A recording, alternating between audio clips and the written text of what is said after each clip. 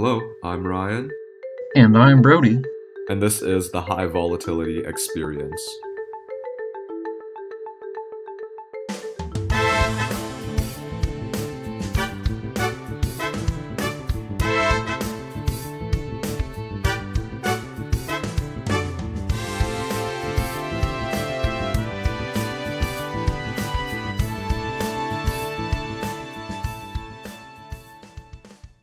Hey Ryan, welcome back again. I would just like to say that I'm a bit down bad, as the kids like to say nowadays. I decided to put all my money into Bitcoin a few months ago, and right now it's looking really it's code red down here. And I think I needed to do a bit more research into Bitcoin before I put $500,000 into it. So, cryptocurrency. We're finally talking about it. Now, these past couple of weeks have obviously been pretty rough for crypto, as I have spent the past few nights crying in the shower alone. But what does it all mean, and how can we interpret it? Dang, Brody, I sure hope you didn't buy Bitcoin when it was, $64,000? Because currently it's down nearly 50% from its peaks in mid-April.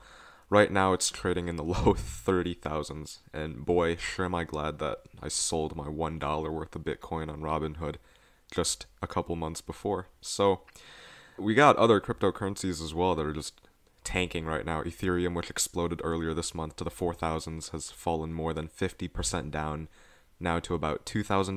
Dogecoin, everyone's favorite meme crypto, is down more than 60% from its highs of 74 cents again earlier in May, now down to about 29 cents. According to coinmarketcap.com, the crypto market overall has lost about $850 billion in combined market value, and Mark Cuban is calling this the, quote, great unwind. Now, before we talk about why crypto is actually falling, we need to talk about what cryptocurrency actually is and how it works. Just like other currencies that have been created and used every day by countries around the world, cryptocurrencies have been created and exchange goods and services for different coins or tokens. They have exchange rates, like modern currencies as well. Crypto functions through blockchain, which is a technology that records and monitors transactions. It is crucial to acknowledge that blockchain and cryptocurrency are decentralized, meaning they do not function through a central bank or a government, and allow transactions between people without the middleman. It's really fun. The blockchain allows fund transfers, settling trades, and voting. But what actually is blockchain? What does it all mean? Tell me about it.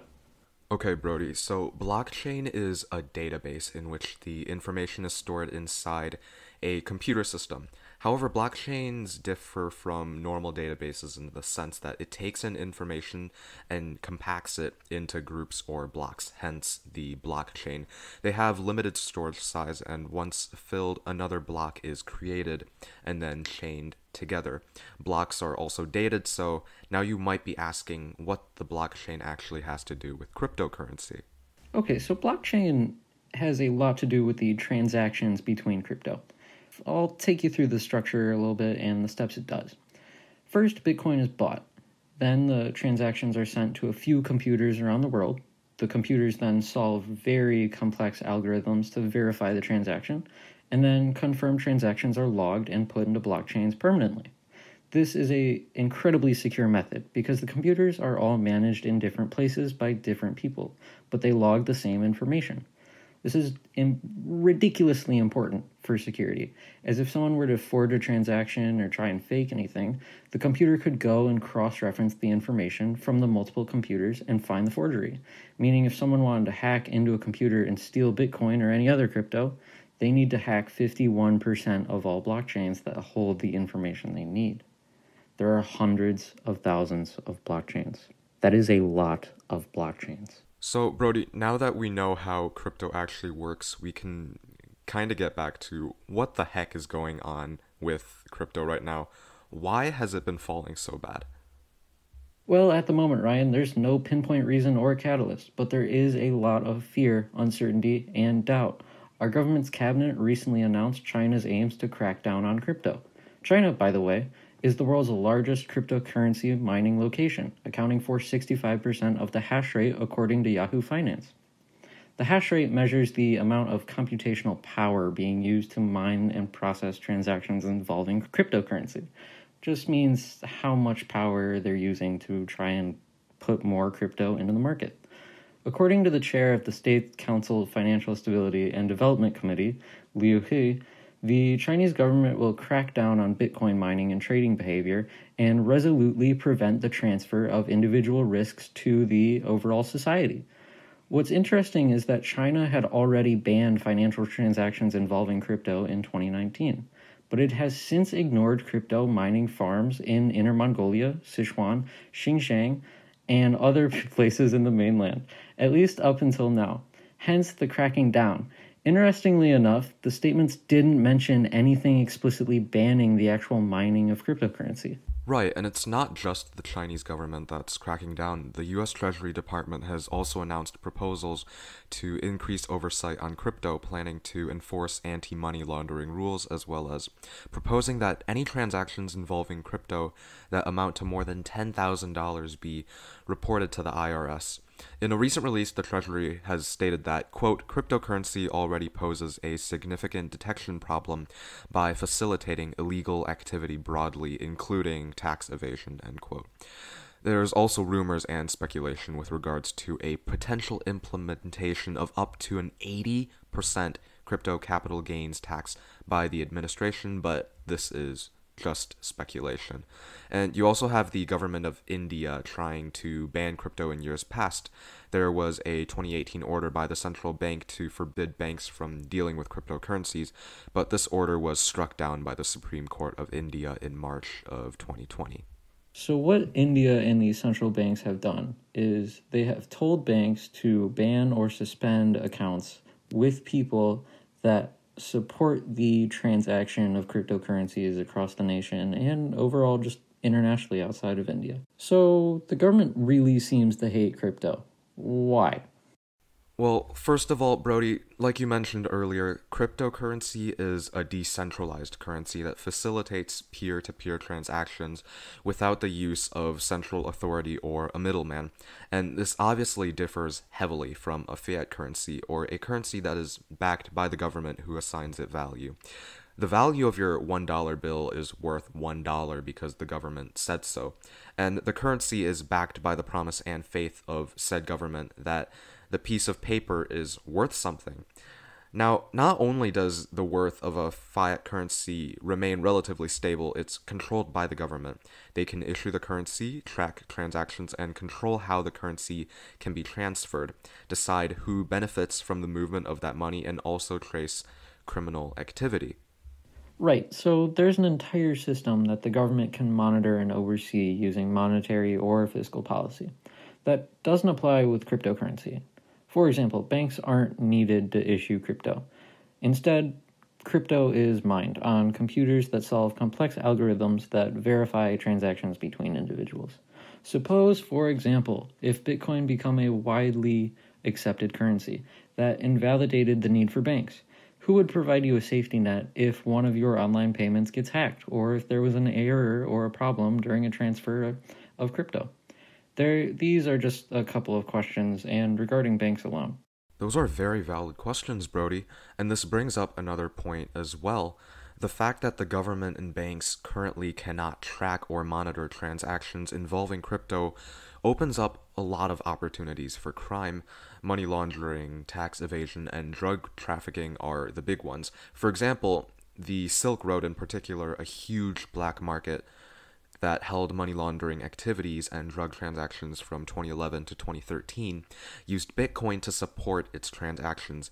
Not only could people sell or buy on the market anonymously, transactions couldn't be traced, and furthermore, people on the market added another layer of protection to the already encrypted data by creating dark wallets, which further masked Bitcoin transactions. Granted, currently, crime with crypto may not be the most of our worries right now. According to Citi Global Perspectives and Solutions, about 2% of the cryptocurrency space was linked to illicit activity in 2019. Furthermore, that number dropped to 0.3% in 2020. They also said that illegal use of Bitcoin paled in comparison to the amount of fraud that goes on with our credit and debit systems involving the fiat currencies we already have. So that's kind of an interesting counterclaim. Now, we may see bigger problems as cryptocurrency expands and if eventually there's widespread acceptance for crypto, but for now, we don't have any fear speculation.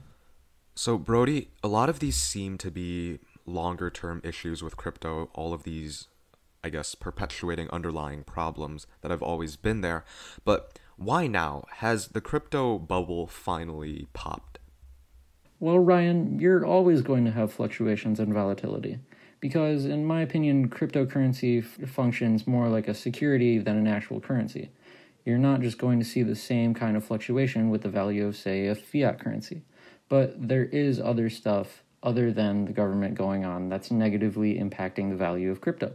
Elon Musk, CEO of Tesla, literally the number one enthusiast and biggest influencer for crypto, has pulled back some of his support for it. Earlier in May, Elon Musk said that Tesla would no longer accept crypto as a payment until it becomes a more environmentally friendly. This is the same guy leading the company that bought $1.5 billion worth of Bitcoin in February. He has clarified in tweets, however, that Tesla has still not sold any Bitcoin.